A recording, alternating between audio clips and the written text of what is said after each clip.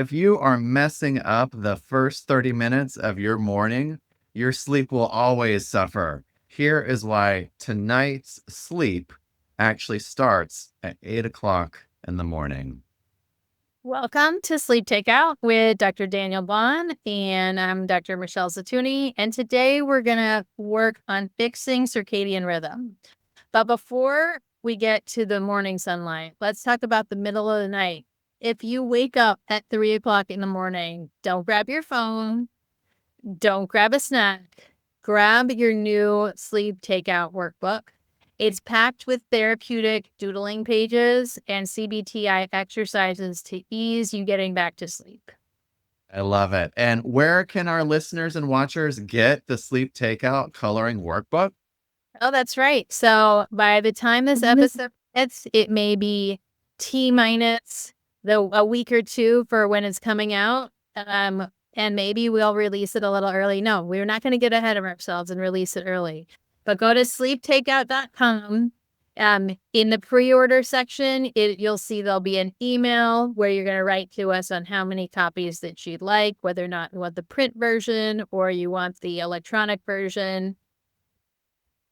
Just head to sleeptakeout.com and go to the store and you'll see the link there. Okay. Once it's out, it'll direct you so that you can get it right on to the website there. Exciting. And I know we're so excited about this coloring workbook. I think it's going to be huge, Michelle. So hope all of our listeners, watchers, followers get in on this because it's a big deal. So, all right. Well, let's talk about what is this circadian rhythm and your brain's master clock. Michelle, like walk us through this stuff. Like what's happening in the middle of the night with our brains? Well, so we have two major ways that we know to get sleepy at night and stay awake during the day. And one of them is the homeostatic process of how much did you do, how much did you earn your sleep. And the other one is circadian rhythm. And that's very dependent on our connection to the universe and our light dark cycles. And in our brain, how we process that is when we have low levels of light, which ideally are later in the evening after the natural sunlight goes down. Our retinal cells are setting triggers to our suprachiasmatic nucleus, which leads to our gland in our brain called the pineal gland. It's a little tiny little organ that secretes melatonin among very few other things that it does. Other than causing problems, the pineal gland, when it goes rogue, is a whole different bad set of badness. And some people actually have to get it removed or resected or lasered. But in a good setting, when that low level of light hits that suprachiasmatic nucleus, has the pineal gland start dropping out melatonin, and it goes in bursts and surges, that is our brain's signal that it is time to hasten getting to sleep. So we may be getting sleepy. We may have had enough stuff going on during that day.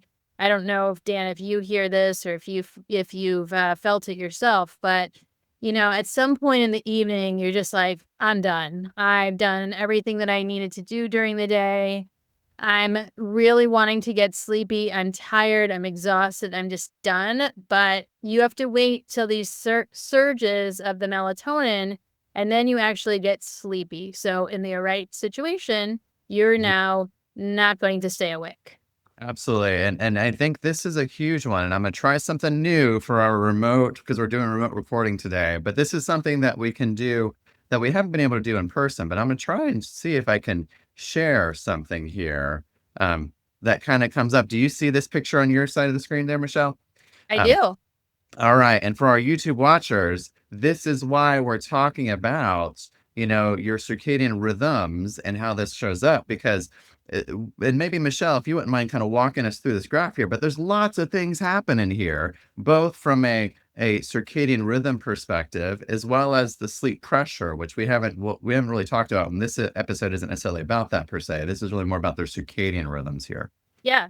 Yeah. So oftentimes the suprachiasmatic nucleus that triggers, it's the brain chemistry that goes to the organ, the pineal gland, is called the master clock because this is how our brain knows what time it is.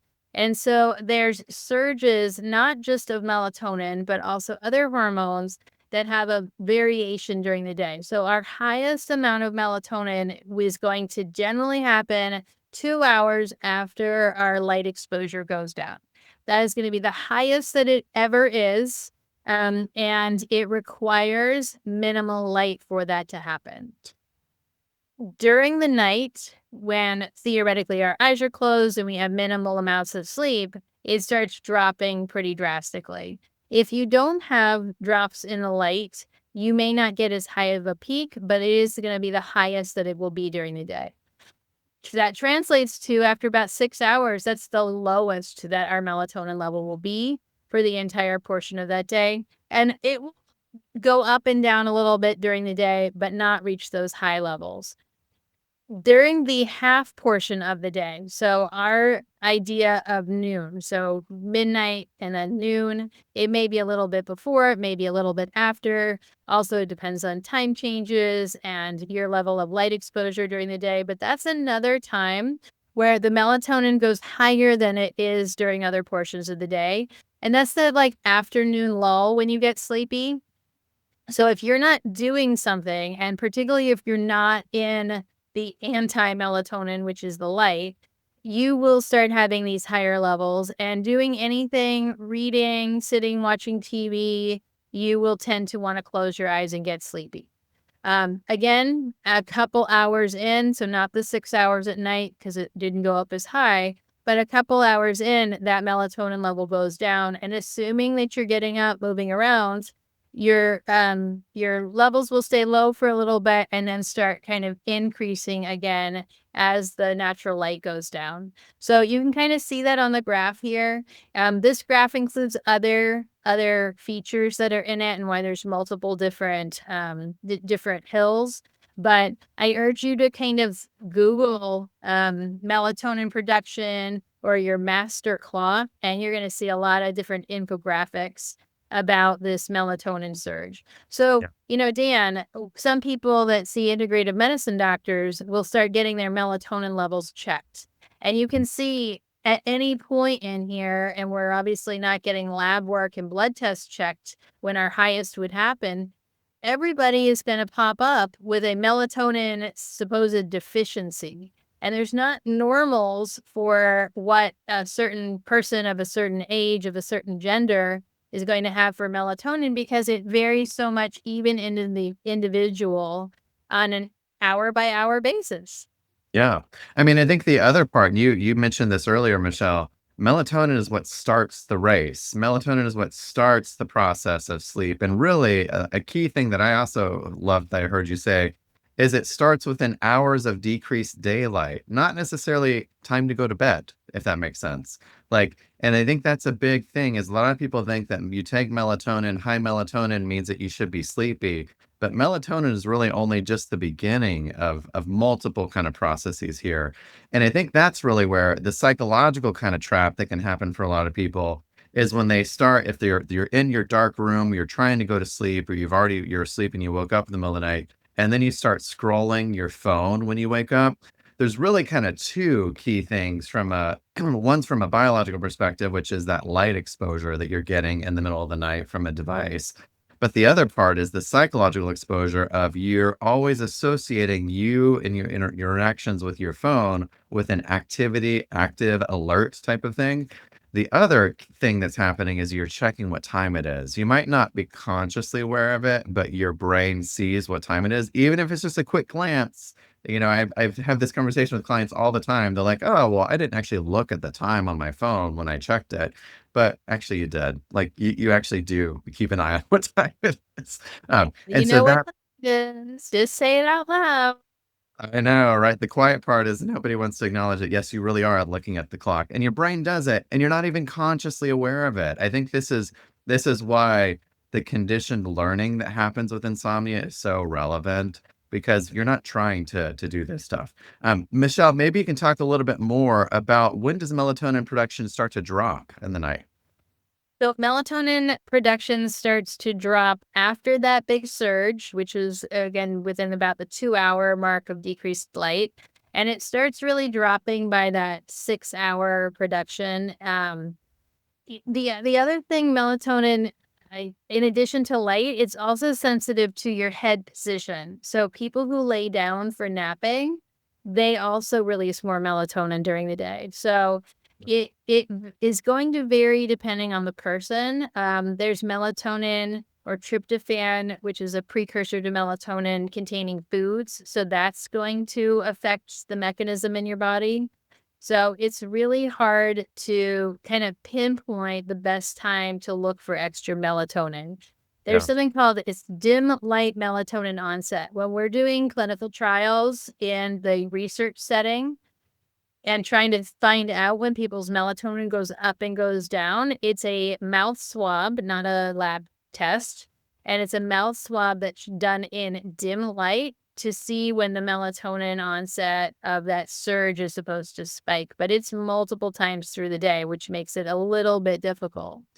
Again, in the integrative medicine world, I think we're trying to pinpoint things that are affecting sleep so that they can pharmaceutically or nutraceutically improve people's sleep. Melatonin would not be a great idea for this, even though there are some trials up to 60 milligrams.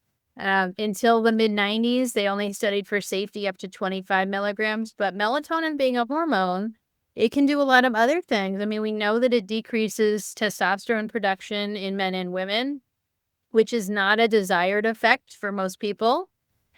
And I will tell you that it also can create some very vivid, intense dreaming, which may also not be an intense intended effect for some people. The hangover effect to it, if you ingest extra melatonin, not the melatonin you produce in your own body, that could be a negative thing, make it harder for you to wake up in the morning. Otherwise we call that, like sleep inertia or sleep drunkenness. And who wants to wake up after however many hours of sleep where they actually feel tired and still groggy? Absolutely. I mean, so key takeaways here. Get outside with the first 10 to 15 minutes of your day. Get outside, have natural exposure to sunlight within an hour of waking up, no sunglasses. If the sun's not alert and awake yet, artificial light can work too. But this is, when we started today, we talked about, why tonight's sleep actually starts at 8 a.m. It really starts because you have to anchor that wake up time, that waking up and getting out of bed. Those two things need to happen within 15 minutes of each other. And that's so that you can build that sleep pressure, which we've talked about in other episodes lots of times. You want to build that sleep pressure to carry you through the rest of your day, if that kind of makes sense. So that's super, super important. The So fun part of this is you can navigate your own section of it. We just want to tell you it starts in the morning and not all the things that you're doing later in the day or that you're worried are in your control at night. If you can start that intention in the first thing in the morning, that would be A plus. yes, I would say probably, and we have this in our sleep coloring book, you want to anchor your wake up time. And Michelle, take it away. We built the Sleep Takeout workbook to be your best friend when your circadian rhythm is off. So head over to dosleep.com, sleeptakeout.com, and grab your copy of our brand new sleep workbook. If you can't avoid the extra light, you could grab your Sleep Takeout headbands. Mhm. You don't have to turn on the Bluetooth speakers. It's an invitation, but it's your friend. It's there and it's consistent. Yeah, 100%. And I would say that the key thing about this workbook is this is one of those tired but not sleepy activities, but it's more than just that. So I think all of our watchers, listeners, you get a ton out of sleeptakeout.com, dosleep.com. Definitely visit those, pre-order it, go ahead and get it now. You can get the PDF version of it, you can get the printed workbook version of it. Um, Let us know what you think. So, and if your sleep schedule is completely upside down and you need a more structured, kind of evidence based plan to fix it, sounds like you might need some CBTI, if that makes sense. And so head over to my website. That's www.danielbaughn.com. And in the form there to schedule a free phone call, there's a checkbox where you can say mention sleep takeout. You'll get priority scheduling for CBTI. And the goal is to help you get back to living your life No one should see us forever. The goal is that you get back to living your best life, and we want to give you the tools to do that. So until next time, Sleep Nation, have a great day. Get out there, get some sunshine.